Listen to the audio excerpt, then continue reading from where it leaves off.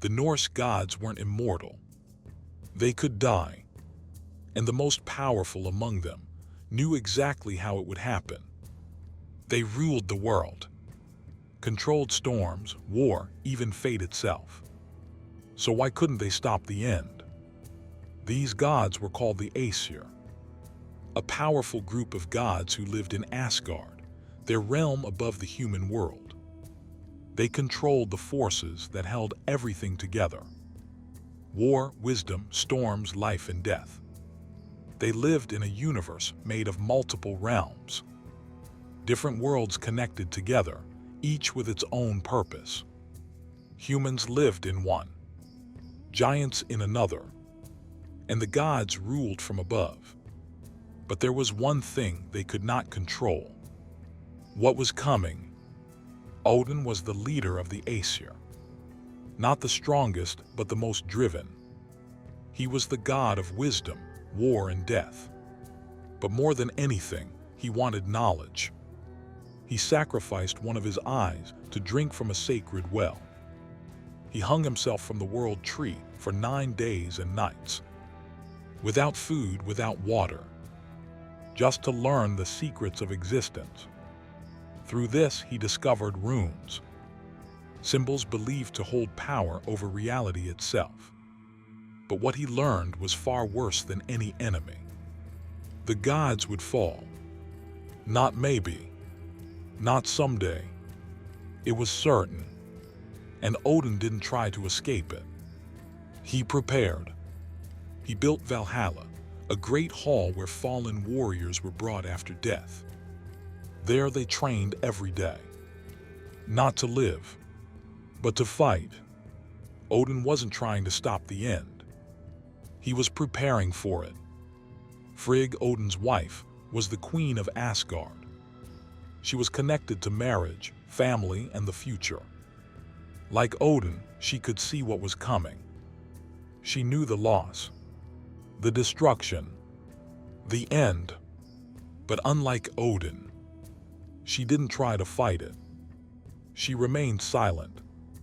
Because sometimes, knowing the future doesn't mean you can change it. Her strength wasn't in action. It was in enduring what she already knew.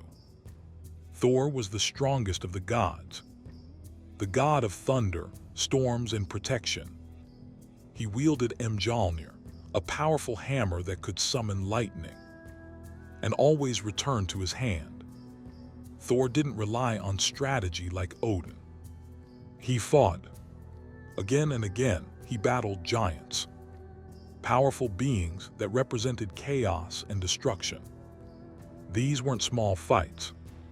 They were massive clashes that shaped the world itself. And every time Thor won, he bought the world a little more time. If Odin was the mind of the gods, Thor was their shield. Baldr was the most beloved of all the gods. He represented light, beauty, and purity. Everything in existence had sworn not to harm him. Fire, water, metal, even stone. He seemed untouchable. The gods trusted this completely. They even turned it into a game, throwing weapons at him, knowing nothing could hurt him. It made them feel safe, like nothing could go wrong. And that was the mistake, because when Baldr died, everything changed. His death wasn't just a tragedy. It was a signal that the world itself was beginning to break. Tyr represented justice, courage, and sacrifice. When the gods faced a monstrous wolf named Fenrir, they knew it had to be stopped. The wolf was growing stronger, more dangerous, and one day it would be unstoppable. But Fenrir would not allow itself to be bound, unless it trusted the gods. None of them were willing to take the risk, except one. Tyr stepped forward. He placed his hand inside the wolf's mouth, as a promise of honesty. When the trap was revealed, the wolf bit down. Tyr didn't resist. He accepted it. because for him, honor mattered more than survival. At the edge of the gods' world stood Heimdall. He never slept, never missed anything. He guarded the Bifrost, a glowing rainbow bridge that connected Asgard, the realm of the gods, to Midgard, the world of humans. It wasn't just a bridge. It was the only connection between worlds. If it fell, chaos wouldn't just arrive. It would spread everywhere. Heimdall's role wasn't to lead or fight. It was to watch. And when the end begins, he will sound a great horn, a signal that everything is about to change. Not all gods fought. Bragi preserved stories. He was the god of poetry, music, and storytelling. He made sure that nothing was forgotten. Not the gods, not the battles, not the lives. Because even if the world ends, what is remembered still matters. The Norse gods were not truly immortal. They depended on something. Golden apples. Idunn guarded them. These apples kept the gods young, strong, and alive. Without them, the gods would age, weaken, and eventually die. This made Idunn essential, because even the most powerful beings needed something to survive. Sif represented something simpler: life, growth, survival. She was connected to the earth, the harvest, and the cycles of nature. Her golden hair was often seen as a symbol of fields of grain. While others fought to protect the world, Sif represented what was worth protecting. And then there was Hodr, a blind god.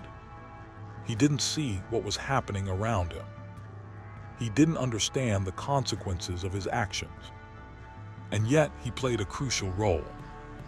He caused the death of Baldr, not out of hatred, not out of intent, but because he was guided, used, and that's what made it worse. Because sometimes, the moments that change everything don't come from evil. They come from misunderstanding. The Aesir were powerful, but they were not invincible. They could fall, they could fail, and they knew it. They knew the end was coming. And still, they chose to stand. Not to win, but to fight, for as long as they could. Because in Norse mythology, even gods cannot escape fate.